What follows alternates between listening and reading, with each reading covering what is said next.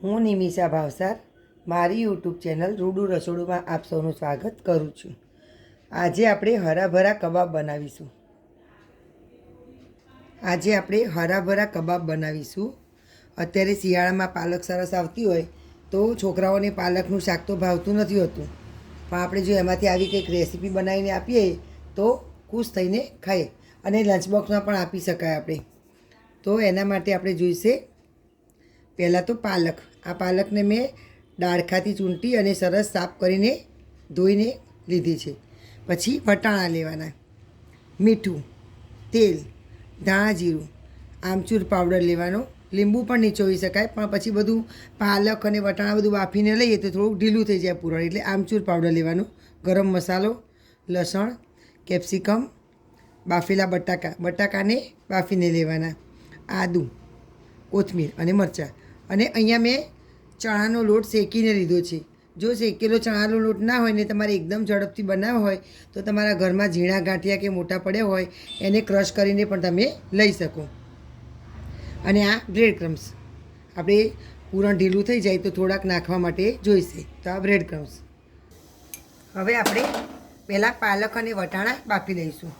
તો એના માટે મેં ગરમ પાણી મૂક્યું, એમાં અડધી ચમચી જેટલું મીઠું નાખીશું. મીઠું નાખીને બાફવાથી વટાણા અને પાલકનો કલર એકદમ સરસ લીલો રહે અને જલ્દી બફાઈ પણ જાય. હવે આ પાણી આપણું ઉકળે એટલે આપણે પહેલાં વટાણા નાખીશું.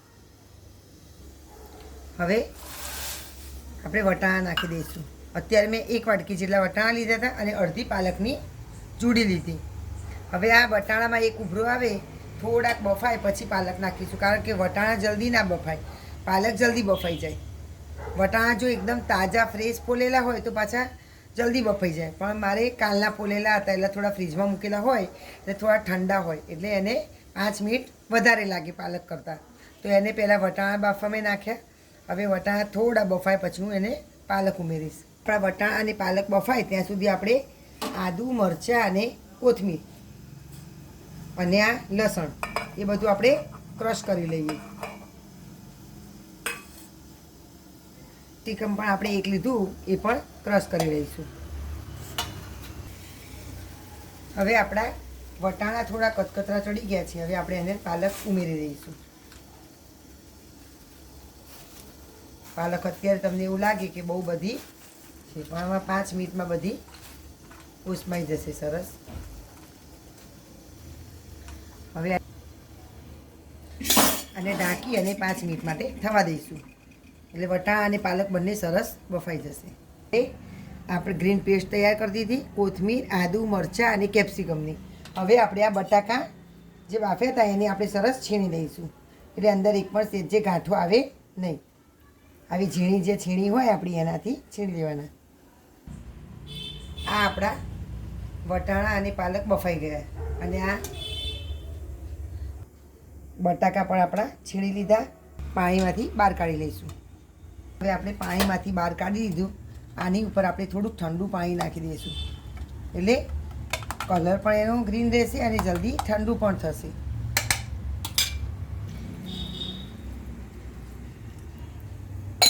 હવે આને 10 મિનિટ માટે ઠંડુ થવા દઈશું, પછી એને ક્રશ કરી લઈશું. આ આપણું પાલક અને વટાણા ઠંડુ થઈ ગયું છે. તે પાલકમાંથી એકદમ પાણી બધું આવી રીતે હાથ વચ્ચે દબાઈ અને નીચવી લેવાનું. આવી રીતે બધું નીચવીને લેવાનું. વટાણામાંથી પણ બધું પાણી કાઢી લેવાનું. આ આપણું વટાણાનું અને પાલકનું ક્રશ કરી દીધું આપણે બાફીને, એની તૈયાર. ટીકી બનાવવાનું ચાલુ કરીશું. તો એમાં મેં આ પાલક વટાણાની પેસ્ટ લીધી. આ આપણે કેપ્સિકમ, આદું, મરચાં અને કોથમીરની પેસ્ટ પણ લઈ લીધી. હવે આ બાફેલા બટાકાનો માવો લઈશું.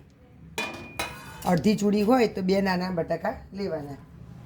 પછી 1 ચમચી જેટલું ધાણા જીરું.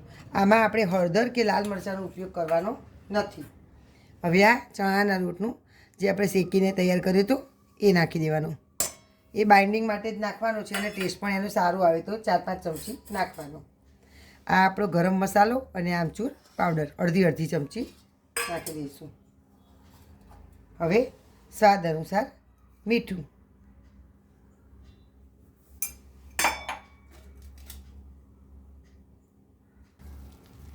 હવે આ બધું આપણે મિક્સ કરી લઈશું. બધું હાથેથી સરસ મિક્સ કરી લેવાનું અને થોડોક ટેસ્ટ કરી લેવાનું. કંઈ પણ ઓછું હતું લાગે તો ફરીથી ઉમેરી દેવાનું. આમાં પનીર પણ નાખવું હોય તો નાખી શકાય.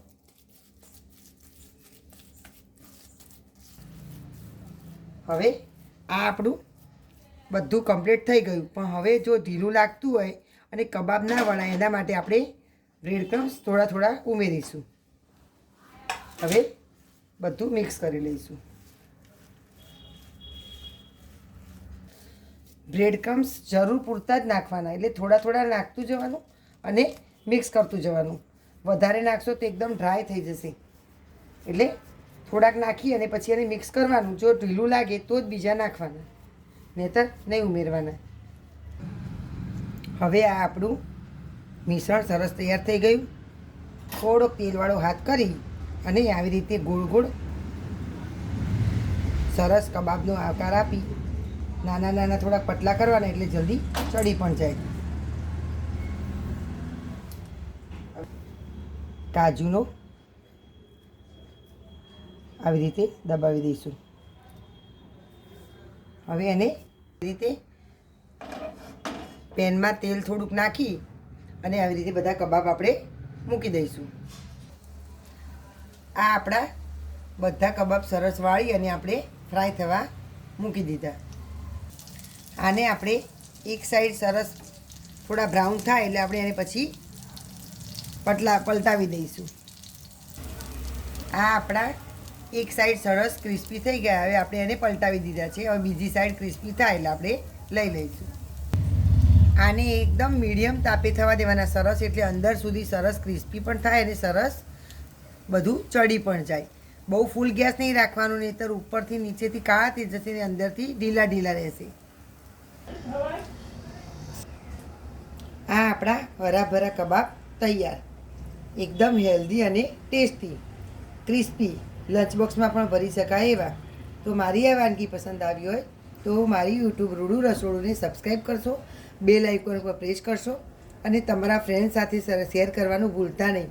અને બનાવજો ખાસ, બહુ જ સરસ છે અને ઝડપી પણ બનશે. અને મને કોમેન્ટમાં બતાવજો કે તમે કેવા બન્યા અને કેવા લાગ્યા.